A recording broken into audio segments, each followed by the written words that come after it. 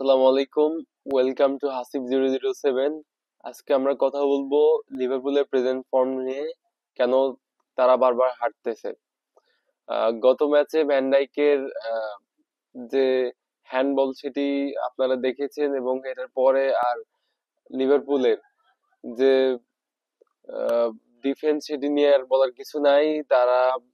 তারা নিজেদের মধ্যে কোনো আন্ডারস্ট্যান্ডিং আমি খুঁজে পাচ্ছি না তাদের, এবং তারা যে বারবার অ্যাসেম্বল করতেছে এবং হাইলাইন্স ডিফেন্স খেলতে গেলে যে স্পিড এবং কম্বিনেশন লাগে সেটা তাদের মধ্যে নাই।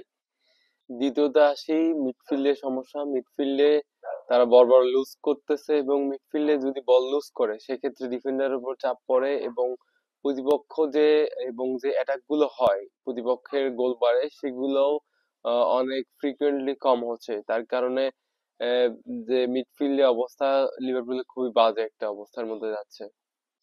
এবং তৃতীয়ত বলতে হয় যে গোল তারা ফিনিশিং করতে পারছে না। সালার যে ফর্ম এবং তাতে খুবই একটা বাজে পরিস্থিতির মধ্যে যাচ্ছে লিভারপুল, এবং তারা গোল যে চান্স গুলো প্রায় সবগুলো মিস করছে, এবং গোল মিস হওয়া মানে কি তাদের আত্মবিশ্বাস আরো কমতেছে, এবং উল্টা গোল হওয়ার সম্ভাবনা আরো বাড়তেছে। এই ছিল আজকের বিশ্লেষণ। আই হোপ আপনাদের ভালো লেগেছে।